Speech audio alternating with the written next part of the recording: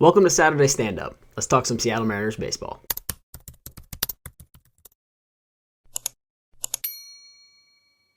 So welcome to episode 1 of Saturday Stand Up, where we're going to do this a weekly series where you guys ask me questions over on X, and I'm going to answer them in a video every Saturday. So if you don't follow me on X already, go over to X, follow me, and you'll be able to ask your questions going into next week. But after a pretty rough start to the Seattle Mariners season, it could be way worse than 3-4. I know you guys had a lot of questions, so let's get into some of them. I'm not going to show the names on the screen just for certain reasons, whatever it may be, but if you know your question, then definitely you'll see it in this video. So starting with question number 1.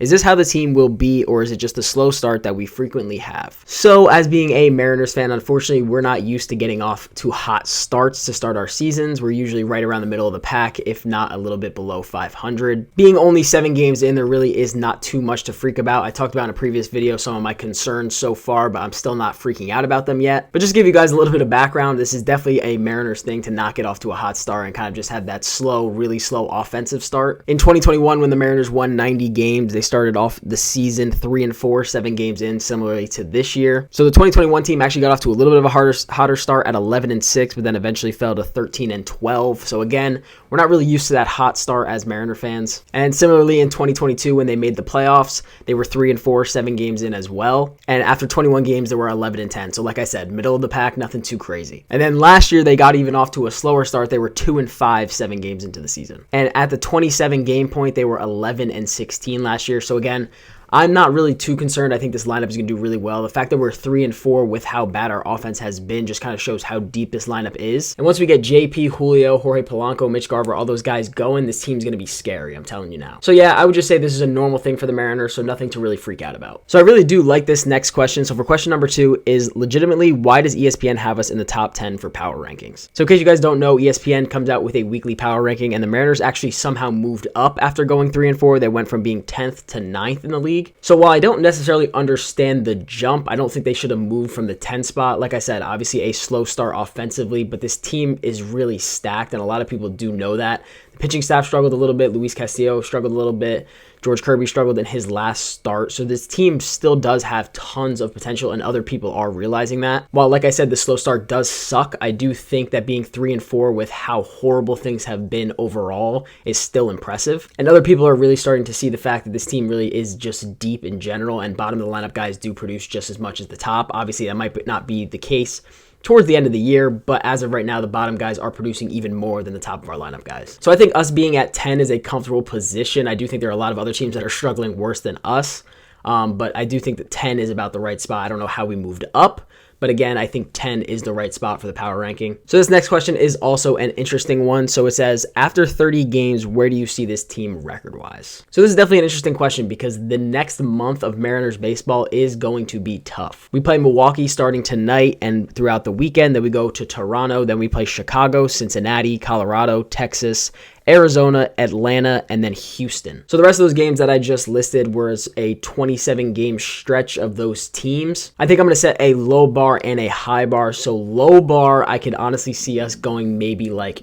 10-17 against this competition. Again, very hard competition. I don't want that to happen, but it's definitely very possible. Realistically, I'd like to sit probably at the 15-12 mark. So again, kind of keeps us at that 500, but it would still keep us 2 games above. And I think if they can pull out 15 games from this tough stretch coming up, it'll definitely be solid for us. And then high bar, and I'm talking really, really high bar, I would like to see maybe 20-7 somehow, or like 18-9. That would be awesome to see. But really, if this offense does not pick it up, it's going to be a tough 27-game stretch. Again, I think this team, especially with the pitching staff, can compete with any bigger team in the league like a Houston or a Texas or an Atlanta, but if the offense isn't there to back it up, I really think we're going to struggle. So realistically, I'm going to sit about at the 15-12 mark. I'll take that for the next 27 games. So our next question is, should we call up some young blood and send a message to our current players? So the Seattle Mariners are pretty stacked down in AA and AAA this season. We have a lot of depth down there. And I do think at some point this year, we'll see guys like Tyler Locklear, Ryan Bliss, Samad Taylor, those guys come up and get their first shot at the majors for the Seattle Mariners. But if this question is referring to guys like Cole Young and Cole Emerson, I'm going to go no. I think it's way too early to bring those guys up. And if we're talking about sending a message to our current players, I don't know if that's a good locker room look to be doing something like that, call up really young guys. Even if a guy's just having an average year, like Dom Canzona's only having an average year halfway through, I don't really think it's a good sign to bring up super young guys in their place, because that kind of just makes a guy check out of the team, mentally at least. But one interesting thing I did think of through this question was Harry Ford. It's definitely an interesting question, because in my mind, I think we've seen a little bit of what Seby Zavala is all about, and I did see a quote, I don't know if it was from Jeff Passan or one of the other big guys, but I did see a quote that Seby Zavala is not a defensive catcher. He's just a defensive first catcher because he's not a very good hitter. I think it was Ryan Divish, now that I actually think about it, but that quote I feel like couldn't be any more realistic. Everyone calls him a defensive catcher, but realistically it's just because he can't hit. And it's kind of one of those moments where I do wish we still had Tom Murphy, but I do think that if Seby Zavala really doesn't impress in any way, shape, or form by the All-Star break, I think it's definitely possible we may see Harry Ford at some point this year. Because to be honest, I don't really feel comfortable any single time Cal is not in the lineup, and having Mitch Garver in the lineup now kind of takes away that DH spot from Cal, so he gets an off day instead of just moving to the DH spot. So again, if we're at the All-Star break and Seby Zavala has done absolutely nothing impressive, he's hitting 115